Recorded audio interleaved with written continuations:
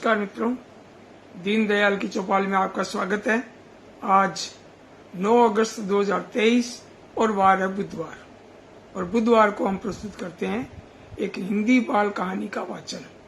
आज हम डॉक्टर अलका अग्रवाल जयपुर की एक बाल कहानी का वाचन करेंगे और कहानी का नाम है प्रसाद के पेड़े। बहुत बढ़िया कहानी। और कहानी के वाचन और इनके व्यक्तित्व कृतित्व से पहले मैं एक दो खुशी की बात भी आपको बताना चाहता हूँ। आज जो है एक खुशी की बात एक ये है कि ऊर्जावान युवा साहित्यकार, रंगकर्मी और बाल साहित्य में केंद्रीय साहित्य अकादमी दिल्ली से बाल साहित्य का पुरस्कार प्राप्त सबके लाडले और बीकानेर वासी हरीश बी शर्मा, आज इनका जन्मदिन है। और इस मंच के माध्यम से हरीश बी शर्मा को बहुत बहुत बधाई कि आप स्वस्थ रहें, निरोग रहें और खूब जो है ना इस तरह का लेखन का काम करते रहें, उत्कृष्ट साहित्य सृजन करते रहें और आने वाली पीढ़ी की प्रेरणा बने। मेरी बहुत बहुत शुभकामनाएं, दुआएं। बहुत बहुत बधाई हरीश बी शर्मा को। और अब मैं बाल कहानी के वाचन से पहले मैं डॉक्टर अलका अग्रवाल के बारे में आपको बताना चाहूंगा। डॉक्टर अलका अग्रवाल जयपुर में रह रही हैं और आप राजनीति विज्ञान में MA, MPhil और PhD हैं। और 1981 से लेकर 2016 तक राजस्थान के विभिन्न महाविद्यालयों में आप व्याख्याता पद पर रही हैं। और 2019 में आपने व्याख्याता के बाद उपाचार्य और फिर प्राचार्य के पद के बाद फिर राजकीय स्नातकोत्तर महाविद्यालय जो है ना गर्ल्स कॉलेज झुंझुनू, वहां से आप सेवानिवृत्त हुए। और बाल साहित्य में आपकी खूब सारी किताबें हैं, 18 किताबें बाल साहित्य की। टॉफी जैसे मीठे गीत, देखो नाम भी किताब बढ़िया। टॉफी जैसे मीठे गीत, पेड़ की आवाज, प्रार्थना, चिंकी की चतुराई, चिंटियां और शरबत, गीतों का मेला, चहकते गीत और गीतों की फुहार, नन्हा सिपाही, नन्ही मुन्नी कविताएं, कहानियों की दुनिया, हो गई छुट्टी, जब खिलौने रूठ गए, और ऐसा था नानी का बचपन, कहानियों का पिटारा और टॉफी का बाग। अब अलका जी भी आ गए हैं और हमारे मदन गोपाल लड्डा, हमारे अनुज जो हैं बहुत ही ऊर्जावान रचनाकार, आप पधारे हैं। और आप एक विद्यालय में प्रिंसिपल के पद पर हैं। पिछले दिनों आपको भी अनुवाद की एक पुस्तक पर अवार्ड मिला था और गोवा से पुरस्कार मिला। वहाँ कार्यक्रम साहित्य अकादमी दिल्ली का कार्यक्रम था, बहुत अच्छा लगता है। राजाराम स्वर्णकार बीकानेर से पधारे हैं। राकेश कुमार जैन बंधु पधारे हैं। और आज सबसे पहले पधारे हैं राजूराम बिजारनिया राज, बहुत ही ऊर्जावान कवि और पेंटिंग में भी निपुण और मंच के जबरदस्त संचालक और गजलों के भी माहिर। छोटी छोटी बैर की प्यारी प्यारी गजलें, भाई बहुत बढ़िया। पारसन जैन साहब देवली से पधारे हैं। सुरेश चंद्र सरवारा कोटा से, और आपका बहुत बहुत स्वागत ही। आज मोबाइल चल नहीं रहा, क्या हुआ। और मदन गोपाल लड्डा जी अपने अभी फिलहाल सूरतगढ़ रह रही हैं, महाजन से हैं। और अलका अग्रवाल जी पधारे हैं। स्वागत आपकी। आज कहानी का मैं वाचन करने जा रहा हूँ, आपका भी बहुत बहुत स्वागत। और छोटू सिंह प्रजापति सऊदी अरब से, क्या बात है, बहुत बढ़िया। आप इधर लाडनू डीडवाना से बिलोंग करते हैं, लेकिन वहाँ रह रहे हैं अभी सऊदी अरब में, भाई क्या बात है, बहुत बढ़िया। पारसन जैन साहब कह रहे हैं बड़े प्यारे शीर्षक हैं अलका जी की पुस्तकों के। बिल्कुल बिल्कुल सही कहा आपने। और इनके बारे में और देखिए, लघु किताबी आपने लिखी है, देखने में छोटी लिखी, प्रौढ़ों के लिए बड़ों के लिए भी आपने खूब लिखे हैं, उपन्यास वगैरह लिखे हैं। गांधी दर्शन पर भी आपने लिखा है और खूब सारे आपको सम्मान और पुरस्कार मिले हैं। राजस्थान पाठक मंच जयपुर की ओर से आपको बाल साहित्य के लिए सम्मानित किया गया था 2005 में। और लॉयंस क्लब भरतपुर से आपको शिक्षक सम्मान मिला और मीरा स्मृति सम्मान मिला आपको कविता संग्रह वातायन के लिए। और अखिल भारतीय साहित्य परिषद जयपुर की ओर से आपको कविता प्रतियोगिता में श्रेष्ठ कविता हेतु आपका चयन किया गया और आपको पुरस्कृत किया। और साहित्य सलीला सलूम्बर, डॉक्टर विमला भंडारी जी वाली संस्था, तो साहित्य सलीला सलूम्बर की ओर से बाल कहानी प्रतियोगिता के लिए आपकी श्रेष्ठ कहानी के लिए आपको चयनित किया गया। बहुत बहुत बधाई। और लॉयंस क्लब कोहिनूर भरतपुर द्वारा शिक्षक सम्मान 2016 में फिर मिला आपको। और साहित्य समर्था पत्रिका द्वारा आयोजित कविता प्रतियोगिता में श्रेष्ठ कविता है तो आप 2016 में पुरस्कृत हुए। साहित्य मंडल नाथ द्वारा की ओर से भी साहित्य भूषण सम्मान आपको प्रदान किया गया। और कुमुद टिक्कू राष्ट्रीय कहानी प्रतियोगिता 2021 में आप श्रेष्ठ कहानी के लिए आप चयनित हुए। और नारी कभी न हारी संस्थान जयपुर द्वारा आयोजित अखिल भारतीय कविता प्रतियोगिता में भी आपकी कविता जो है श्रेष्ठ कविता के रूप में आपकी चयनित की गई। और बाल प्रहरी अल्मोड़ा इनके द्वारा बाल विज्ञान कथा प्रतियोगिता में आपको 2021 में आपको प्रथम पुरस्कार मिला।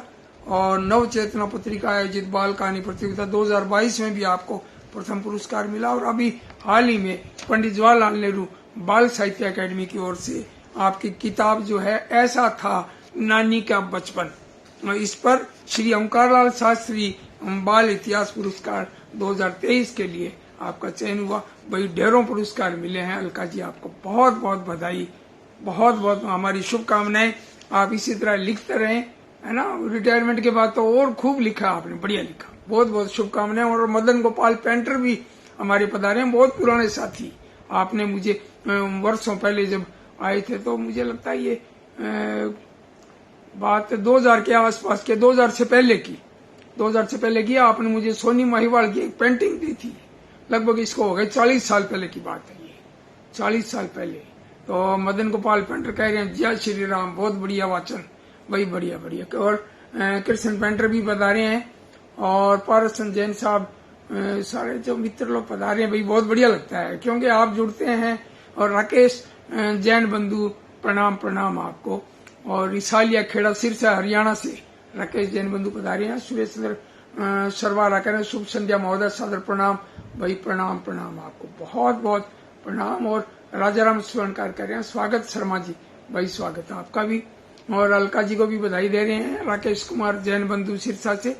और अब मैं इनकी कहानी का वाचन शुरू करता हूँ। और ललित शर्मा जी भी पधारे हैं, भाई नमस्कार नमस्कार आपको, जयपुर से ललित जी भी पधारे हैं। अब मैं इनकी कहानी का वाचन करता हूँ और कहानी का नाम है प्रसाद के पेड़े। नेहा की दशहरे की छुट्टियां हो गई थी। इस बार उसने अपनी मौसी जी के यहाँ जयपुर जाने का कार्यक्रम बनाया था। मौसी जी के बच्चे मेघा और मोनू लगभग उसके बराबर ही थे। जब वे तीनों साथ होते उन्हें खेलने में बहुत मजा आता। मौसा जी को घूमने का बहुत शौक था। जयपुर वैसे भी बहुत अच्छी जगह है, राजस्थान की राजधानी है जयपुर। इसलिए जब मौसी जी ने बार बार जयपुर आने के लिए कहा तो नेहा की खुशी का ठिकाना न रहा। जब उसकी मम्मी ने बताया कि कल हम दोनों जयपुर जा रहे हैं तो वह छुट्टियों की तरह तरह की योजना मन में बनाती रही और रात को बहुत देर से सो पाई। नेहा को घूमना, खेलना, किताबें पढ़ना, पुराने किले, महल देखना सब कुछ इतना अच्छा लगता था कि जयपुर के सपने उसकी आंखों में तैरने लगे थे। उन सपनों को आंखों में संजोए न जाने कब उसे नींद आ गई। उन्हें सुबह ही बस से जयपुर जाना था। मम्मी ने सुबह जल्दी उठकर पूड़ी और आलू की सब्जी बनाई और साथ में आम का अचार और बेसन के लड्डू भी। मम्मी को नेहा की पसंद का हमेशा ध्यान रहता था। नेहा ने जल्दी में उठने में बिल्कुल परेशान नहीं किया, क्यों कई बार वो आलस कर जाती थी। लेकिन आज जयपुर जाना था इसलिए नेहा ने बिल्कुल भी आलस नहीं किया और उठकर झट से तैयार हो गई। और बस स्टैंड पहुंचते ही उन्हें समय पर बस मिल गई। पापा उन्हें बस स्टैंड पर छोड़कर चले गए थे क्योंकि उन्हें अपने ऑफिस जाना था। और बस में उन्हें 3 वाली सीट भी मिल गई। यात्रा का प्रारंभ बड़ा सुखद था। बस में ज्यादा भीड़ भी नहीं थी और बीच बीच में कुछ सवारियां बस में चढ़ रही थी, कुछ उतर रही थी। एक यात्री उनके पास वाली सीट पर आकर बैठ गया। उसने मम्मी को बताया कि वह अभी किसी तीर्थ स्थल से आ रहा है। मम्मी और आगे पीछे की सीटों पर बैठे यात्री उसकी बातों में रुचि लेने लगे। जब उस अजनबी यात्री को लगा कि उसकी बातों का रंग जम गया है, तो उसने अपने थैले में से मंदिर का प्रसाद निकाला। उसने सबको पेड़े बांटना शुरू कर दिया। 4-5 लोगों ने उससे प्रसाद लिया, श्रद्धा भक्ति के साथ प्रसाद खाने लगे। नेहा को भी उन अंकल ने प्रसाद दिया, लेकिन नेहा ने खाने की जगह चुपचाप उसे संभाल कर रख लिया। जब सब प्रसाद खा रहे थे, उसका ध्यान बस में सामने लिखे वाक्यों पर गया। वहां लिखा था, अजनबी यात्रियों से खाने पीने की कोई वस्तु न ले। दूसरा वाक्य था, यात्री अपने सामान की स्वयं रक्षा करें। नेहा को आश्चर्य हो रहा था, किस तरह सफर करते समय लोग हर किसी पर विश्वास कर लेते हैं। धर्म और आस्था का लाभ उठाकर कहीं यह व्यक्ति किसी गलत इरादे से तो ऐसा नहीं कर रहा है। वह सोचने लगी। उसके दिमाग में कुछ दिन पहले अखबार में छपी एक खबर घूमने लगी थी। यात्रियों को नींद की दवा मिले, खाद्य पदार्थ खिलाकर लूटने की बात उसके दिमाग में चक्कर लगाने लगी। तभी नेहा ने देखा कि जिन लोगों ने पेड़ा खाया था, उन्हें धीरे धीरे नींद आने लगी है। नेहा को समझ में नहीं आया वह क्या करे। अगले स्टॉप पर जब वह रुकी, वह टॉयलेट जाने के लिए बस से उतरी और वापस बस में आकर आंखें मूंद कर बैठ गई। कुछ देर बाद जब अगला स्टॉप आया और बस वहां रुकी, तो पकड़ो पकड़ो, मारो मारो का शोर सुनाई दिया। नेहा ने आंखें खोलकर देखा, उसकी मम्मी सहित जिन लोगों ने भी पेड़ा खाया था, गहरी नींद में सोए हुए थे। पेड़े वाले अंकल को बस के यात्रियों ने पकड़ रखा था। वह अन्य यात्रियों का सामान लेकर बस से उतर रहा था कि कंडक्टर और अन्य यात्रियों ने उसे वहीं धर दबोचा। कुछ यात्री जो वहीं उतर रहे थे, उसे पकड़कर पुलिस थाने ले गई। उन सब यात्रियों का जो पूरी घटना से बेखबर सो रहे थे, सामान सुरक्षित था। कंडक्टर कह रहा था, इस छोटी सी बच्ची जो है, इसकी वजह से, यानी कि नेहा की वजह से, ये इसकी समझदारी की वजह से संभव हो सका है। और इसको दिया गया पेड़ा इसने खाया नहीं, बल्कि चुपचाप रख लिया। इसने यही सावधानी नहीं रखी, वरन चुपचाप बस से उतरकर मुझे भी सारी बात बताई। यानी नेहा ने कंडक्टर को बात बता दी थी और सावधान भी कर दिया था। इसलिए बस के रुकते ही जैसे ही वह बदमाश सामान लेकर उतरने की कोशिश करने लगा, तो हमने इसको पकड़ लिया। इस बच्चे ने नींद का बहाना किया था, लेकिन यह वास्तव में सोई नहीं थी। यह इस आदमी की हर गतिविधि को नोट कर रही थी और नेहा की चतुराई ने आज इतने लोगों के कीमती सामान को बचा लिया। बस अभी भी खड़ी हुई थी। पुलिस इंस्पेक्टर ने आकर नेहा को शाबाशी दी। उन्होंने सबके सामने कहा, अगर सब यात्री नेहा की तरह सूझबूझ से काम लें, तो इन बदमाशों को अपना जाल बिछाने का मौका ही न मिले। यह व्यक्ति अकेला नहीं है, इसका पूरा गिरोह है। हम बहुत दिनों से इस गिरोह की तलाश कर रहे थे। अब यह व्यक्ति पकड़ में आ गया है, तो बाकी गिरोह भी पकड़ में आएगा। इस रूट पर ऐसी कई घटनाएं हो चुकी हैं, लेकिन यात्रियों के सहयोग के बिना अकेली पुलिस सफल कहां हो सकती है भला। बस के यात्रियों की आंखों में नेहा के प्रति प्रशंसा के भाव थे। उसे सुनाई दे रहा था, यात्री आपस में बात कर रहे थे। छोटी सी लड़की ने कमाल कर दिया। नेहा ने देखा, मम्मी और 2-3 यात्री गहरी नींद में सोए हुए थे। पुलिस ने उन यात्रियों के पते मालूम करने की कोशिश की, जिससे उन बेहोश यात्रियों को उनके घर पहुंचाया जा सके। अगला स्टॉप जयपुर ही था। जयपुर की पुलिस को सूचना दे दी गई और नेहा भी जयपुर आने का इंतजार कर रही थी। मौसा जी उन्हें लेने आए थे, लेकिन मम्मी तो बेहोश थी। दूसरे यात्रियों के सहयोग से उन्हें बस से उतारा गया। मौसा जी तो घबरा गए, लेकिन बस के अन्य यात्रियों ने जब उन्हें पूरी बात बताई, तो वे गर्व से उनका सिर ऊंचा हो गया। उन्होंने नेहा की पीठ थपथपाकर शाबाशी देते हुए कहा, तुमने तो कमाल कर दिया नेहा बेटा। मम्मी मौसा जी की कार में अब भी बेहोश थी। दूसरे दिन जब मम्मी को होश आया, तब मौसी जी ने मम्मी को सारी बात बताई। मोनू और मेघा ने कहा, नेहा दीदी ने तो बिल्कुल हीरो जैसा काम किया है। क्यों मौसी जी? देखिए आज के अखबार में ये खबर कितने मोटे मोटे अक्षरों में छपी है। मम्मी ने अखबार पढ़कर नेहा को गले से लगा लिया और भरी आंखों से और ज्यादा उसको गले के नजदीक लगा रही थी अपनी बेटी को। लेकिन नेहा ने माहौल को हल्का बनाते हुए कहा, आखिर बेटी किसकी हूं? जो कुछ आपने मुझे सिखाया है उसके कारण ही तो मैं ऐसा कर सकी हूं। क्यों मम्मी? ये बात अलग है कि आप स्वयं कुछ समय के लिए ये भूल गई थी और इसीलिए आपने एक अजनबी का दिया हुआ पेड़ा खा लिया। मौसी जी से रहा न गया। वे बोली, यह तो वही बात हो गई कि गुरु गुड़ी रह गया और चेला शक्कर बन गया। मौसी जी की इस बात पर मोनू, मेघा, नेहा सब हंस पड़े।